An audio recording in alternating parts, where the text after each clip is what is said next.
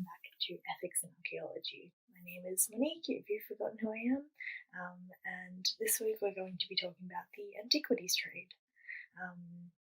I'll be putting all these slides on our classroom so you can see them and go back to them for reference, so just sit back, enjoy, and get thinking about stuff, because I really want to have a lot of discussions with you. Before we get into it, I just want to touch base and say thank you to everybody who wrote a little bio about yourself.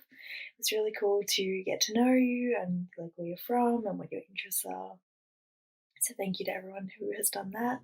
If you haven't gotten around to it yet, there's still plenty of time, don't stress.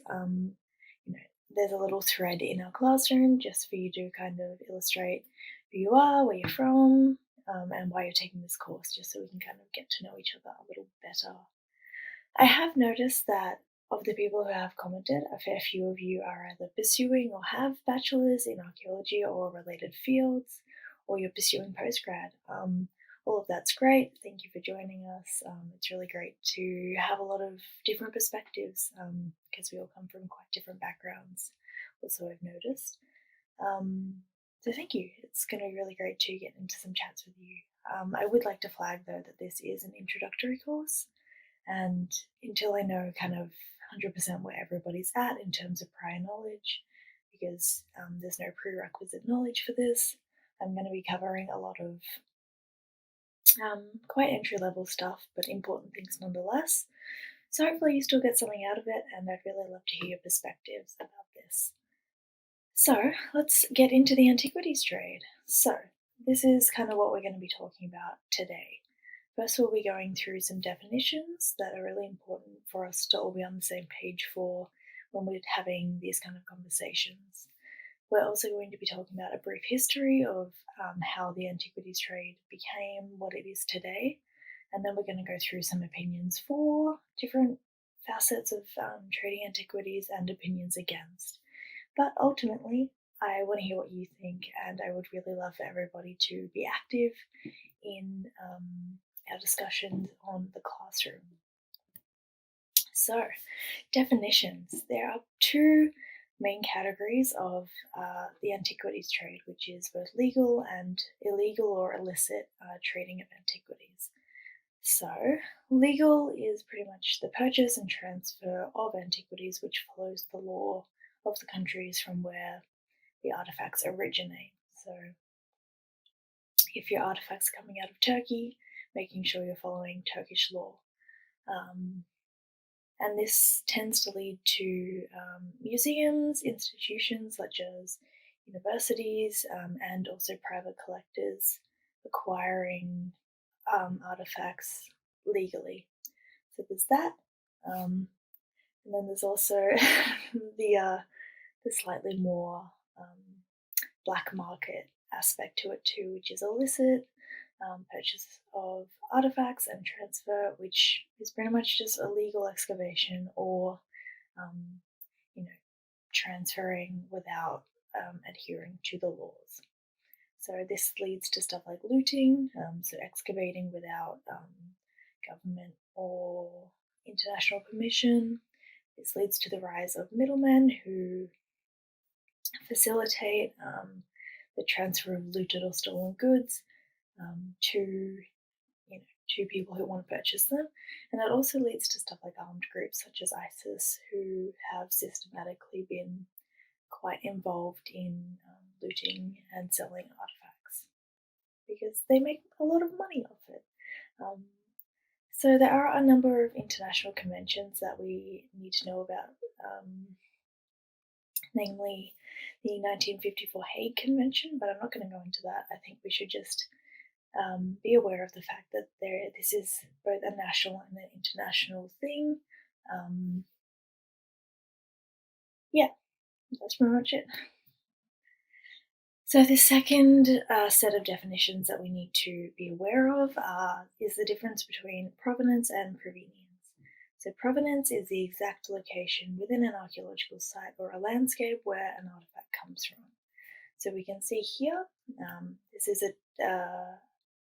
diagram of stratigraphy, which is the different layers of remains that you can separate when you're excavating something to really figure out exactly when something came from, why it's there, what it served, and that's its provenience. So if you find something, for example, in the medieval pit, that's going to tell you something very different if you find it in Iron Age soil, for example.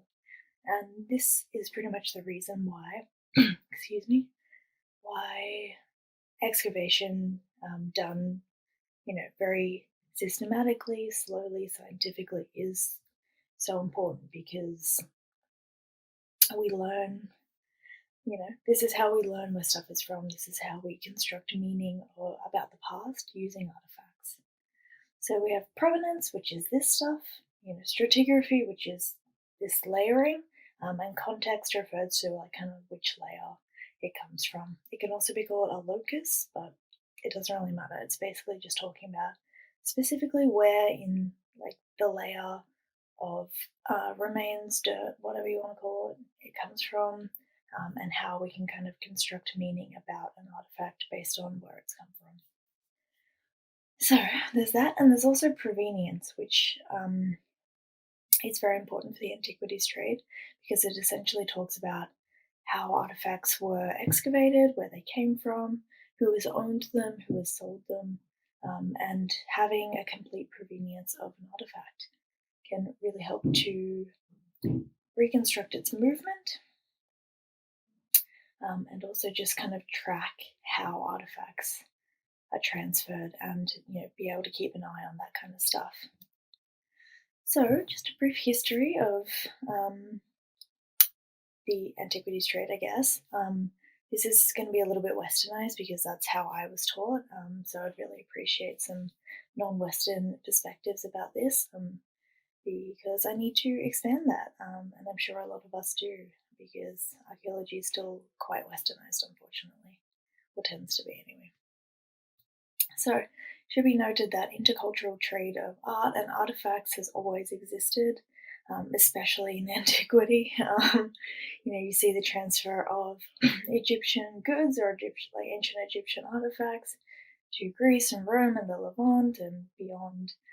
People have always been really interested in things from other cultures, as they should be, and have wanted to kind of own that for themselves. It's been a marker of high socioeconomic status, even in antiquity and still now.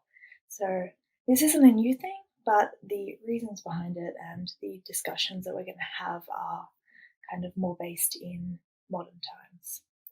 So in the West, a lot of the birthplace for what is now the antiquities trade starts in the Cabinet of Curiosities phenomenon, which it was basically rich Western people collecting as much stuff as they could from different cultures and putting it around and just displaying it as a marker of their worldliness or their money or their power or whatever. So there's a lot of interesting stuff about that. And that's also quite closely linked to the notion of the Grand Tour, which emerged in the 17th and 18th century, which was basically an almost like rite of passage that aristocratic men from the West kind of did, where they would go into the Near East and travel around and collect a whole bunch of different artifacts and bring them back as almost just, like a coming of age type situation. Very interesting, very wild.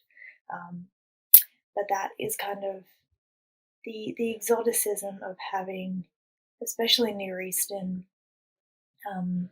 artifacts for Western audiences, really kind of emerged during this time.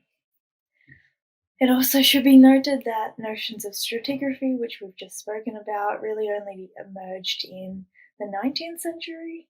A lot of work was done in Britain to kind of develop these methods. And then before that, excavations that occurred as a result of the Grand Tour and as a result of people being very interested in these cultures, ancient cultures, were quite haphazard. For example, Schliemann at Troy going in with the Iliad in one hand and, the ability to dynamite stuff in the other, just destroying numerous levels of stratigraphy in order to get to what he thought was the Iliad version of Troy. So, yeah, so that all connects in that.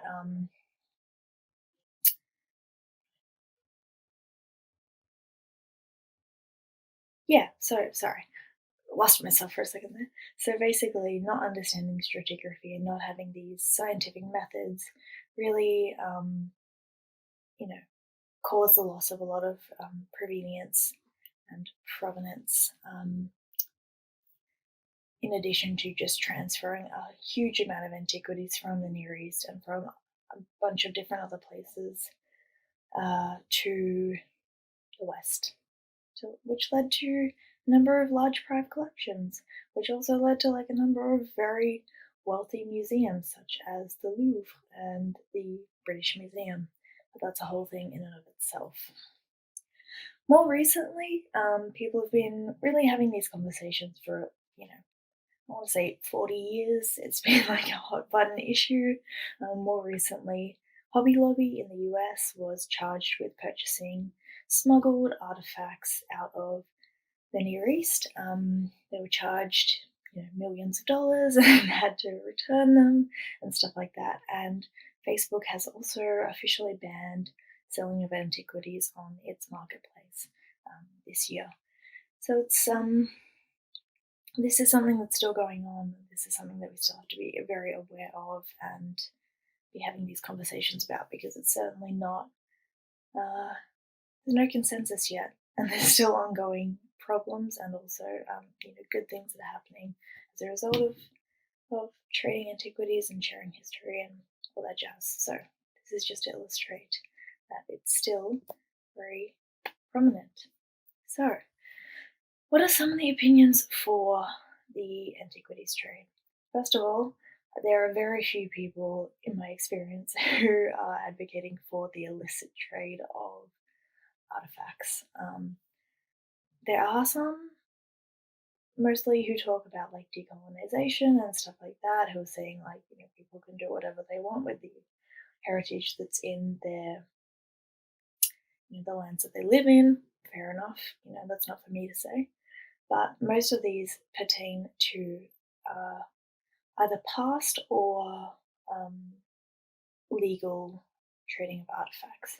So, first of all, the trade of artifacts leads to more people being able to share in world history and learn about it. So, having artifacts be purchased and displayed in museums or institutions or even private collections means that people in different parts of the world can learn about history that's not just from the lands that they live in.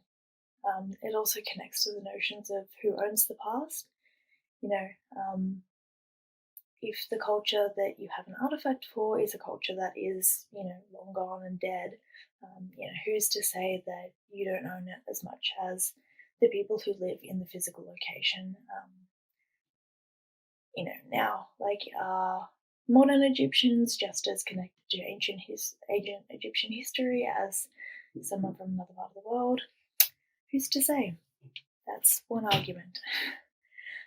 Also, having a number of different artifacts in different parts of the world and having those trade and monetary connections fosters international and intercultural tolerance. So it brings people together and it shares both finances and artifacts and history between a number of different people.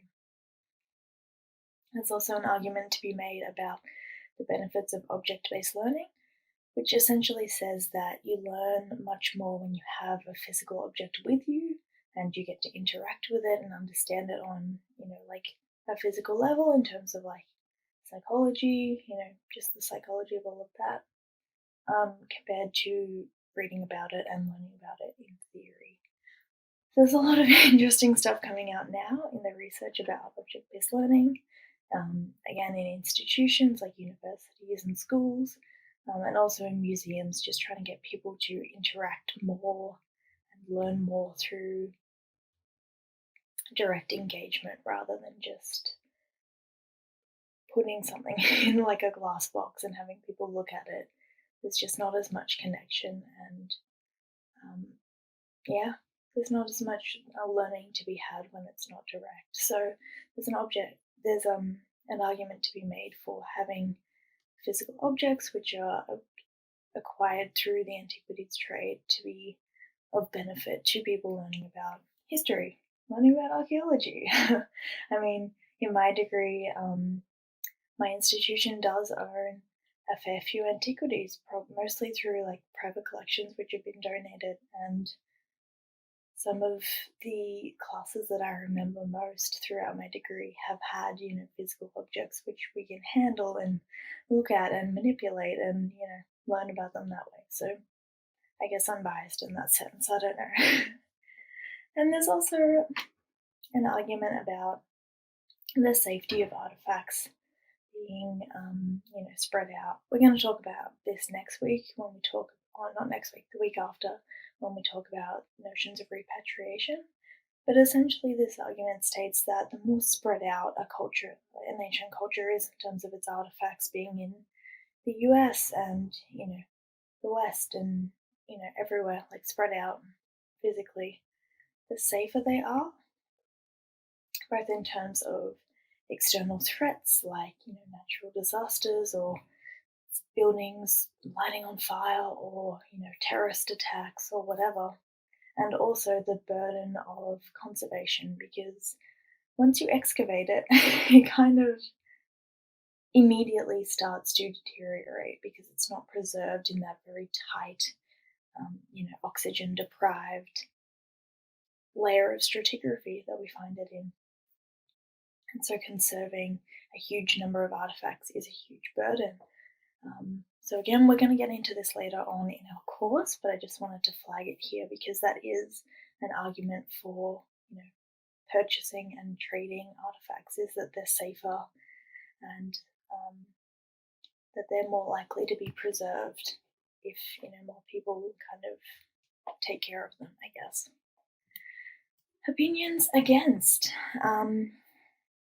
So the opinions against the antiquities trade pertains to both the legal and the illicit. Obviously, more people are against the illicit stuff, which we're going to get into, but there is an argument to be made for not allowing legal purchase and sale of artifacts anyway.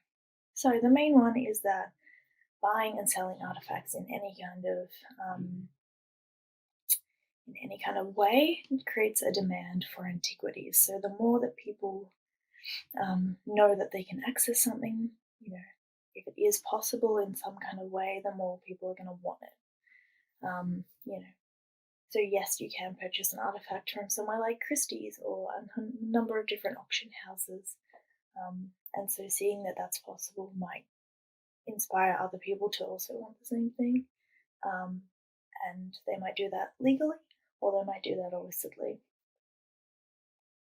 It's an argument to be made. The second point is that you can't put a monetary price on history, and you can't put a monetary price on artifacts, which are an unsustainable resource in that there's only a finite amount of what is left. And putting a monetary price on something that is so invaluable in that there's never going to be more produced. There's never going to be any more, Egyptian artifacts produced because that culture is gone and that time has passed. And so putting a price on history itself and also stuff that is just one of a kind is almost impossible in some perspectives. The other thing is that in a similar way to supply and demand for creating demand for antiquities, it also encourages illicit excavations, because if people can make money through looting or excavating artifacts without scientific backing, without measuring that stratigraphy as they're going to, because a lot of the time, a lot of the places which experience heavy looting, such as the Middle East, Syria, Iraq, at least that's what I've studied mostly, have a huge socioeconomic reason to do that, is because people need an income in order to survive. So if we do have people purchasing artifacts for a huge amount of money, that obviously encourages people to excavate more because, money and trade and etc. So some people argue that cutting off the antiquities trade in general will give people less reason to excavate illicitly and take things out without, measuring where it's from and its provenance. The other thing that some people say about the antiquities trade and why we shouldn't do it is the inaccessibility for research for certain artifacts when they go into private collections mostly.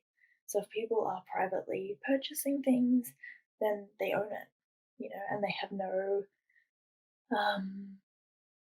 no reason to share those things. And so if you're doing a research paper on, I don't know, burnished wares, red and black beakers from ancient Egypt, if someone owns a whole bunch of them, they don't have to give it to you for you to be able to research.